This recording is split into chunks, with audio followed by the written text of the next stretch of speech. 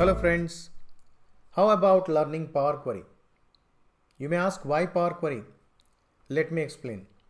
I have spent almost 20 plus years in the corporate world, majorly supported finance and business operations, where I have dealt with a lot of data. During that period, I have noticed one important thing, that is all business data users, of course, including me, were spending a lot of time, approximately 75% of the time, in just preparation of the data. Frankly speaking, that was cleaning of the data. This caused many times delay in preparing the final reports, which were required by the senior management, and hence there is a delay in business decision making. But the time spent in cleansing the data by the business data users was genuine, because many times the data will not be very friendly enough just to drag the data into your charts or tables and just present it. So the cleansing was inevitable. So if we can reduce the time spending on data preparation, we can create our final reports much faster and also much more accurate.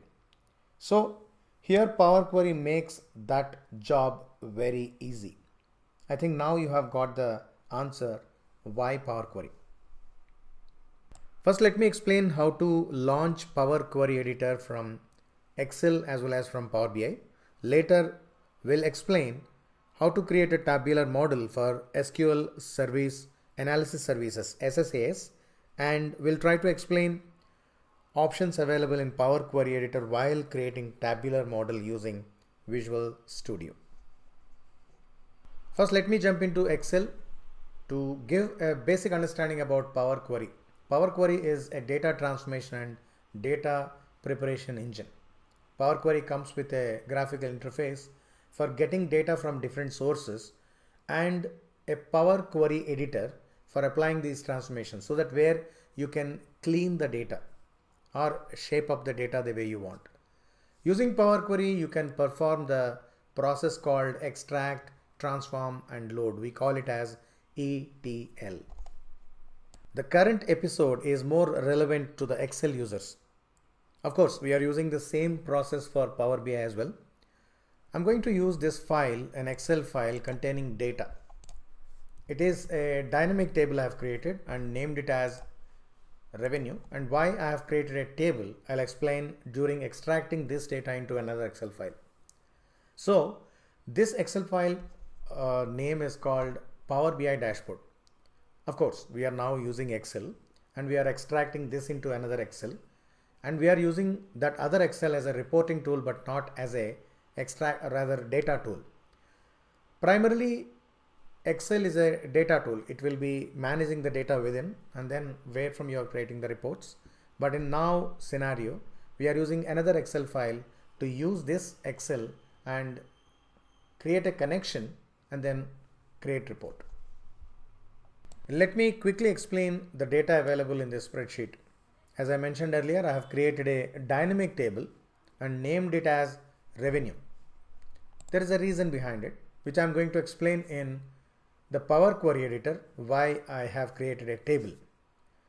This data has got certain columns like registration number, customer, date of joining, etc.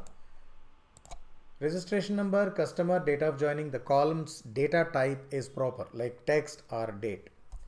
But when I come to the column D, that is student number, and if I keep the cursor on any cell, even though it is looking like a text, it is not a real text, it is number. So there is a data type issue which I need to clean up. In the column F, that is city, I found certain errors. In column G, I found certain blanks. As well in column I found certain errors. Now the question is, should I clean this report now at this point? I'm not the owner of this file, so I'll do one thing. Let me send this file back to the department where from I got this report and ask them clean it and send. But the department is sitting remotely. If I send this file back to them, a revert may delay it. So there is no other way. I need to clean it. So many business data users are doing the same way, and they are cleaning the data themselves, even though they are not the owner of the file, and spending a lot of time. So what is the problem in that? This file will be repeatedly sent in the same fashion, and you need to clean it repeatedly, many times, maybe weekly, maybe monthly, maybe quarterly. That is the reason most of the valuable time of the business data users is used in cleaning up the data, that too repeatedly.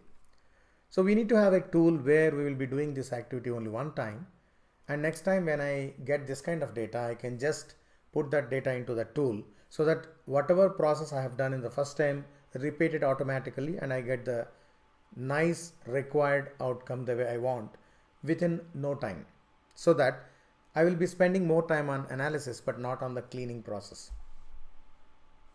To explain the process of cleaning this data in Power Query editor, I need to launch it. I'm not going to launch Power Query editor from this file because I'm using this file as a data, and I want to create a connection to this data into another Excel. For that, let me close this file, and in the new file I'm using the data tab. There I am selecting the option get data. If I select get data, in the very down the option is available, launch Power Query editor. Now this is launching the Power Query editor. There I need to select the file on which I want to work. For that I need to go to the home tab. There in the right hand side, this is the difference between Excel Power Query editor and Power BI Power Query editor. When you open Power BI Power Query editor, these options, the new source and related options like file, database and other sources will be in the left hand side. But in Excel you need to search it for the right hand side. So let me go to new source. There I need to select file, and I'm selecting Excel. Now this will ask me to select the file. So let me go to the browser and let me go to that particular folder where from I need to get this file. Now the data is getting loaded. Now I'm using a different Excel file to connect the real data. The data is not, the file is not open also, and I'm now able to select that particular table. Just now I've mentioned selecting a table. If you look at the data points, there are sheets also and tables also. So why can't I select a sheet? The data will be there in the sheet also, right? There is a reason. Let me explain. I was showing you the table revenue in the data in that Excel file is actually residing in the sheet 2. So before getting into the data and explaining the problem, a table is constructed with the selection. A specific area has been selected, specific rows and specific columns, and then by pressing Ctrl L or Ctrl T, you can create a table and rename it. So the area specified in a table is only restricted to that selection, not beyond that. But we can increase it as and when we require. We can add more columns and we can add more rows. But still, the area will be only for that particular selection. But in case of sheet has got almost 1,048,576 rows and extended to up to 16,000 plus columns. So everywhere it can have data. In the sheet, not only the data it is containing for the relevant analysis, but it is having some unnecessary data. And in between the cells are notified as null because that data doesn't carry any value. So in Excel, when you press a value in A1 and when you add a value in Z100, keep the cursor in A1 and press Ctrl Enter. The cursor will land at Z100. The reason is the remaining all unentered area or unused area is actually considered as used area in Excel. So Power BI is also trying to read the same thing. I mean, the Power Query editor is also trying to read the same thing as null. So that is used area. So to avoid that kind of situation, I am selecting only the revenue table. Now if you look at the revenue table, it is only selecting the respective information which is really required, not beyond that. And also the column headers are properly being selected. If I go to the sheet 2 again, you can see the column headings are not actually been populated, we need to do little more cleanup, like selecting the headers, selecting the first row as header and other options, and we need to clean this entire data in much more detailed way.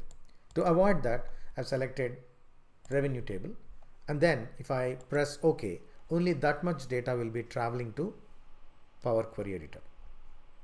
To understand the rest of the process, please watch the next video, which is shortly will be uploaded. To get notified, please do subscribe if you have not yet subscribed, and if you have already subscribed, please share with many.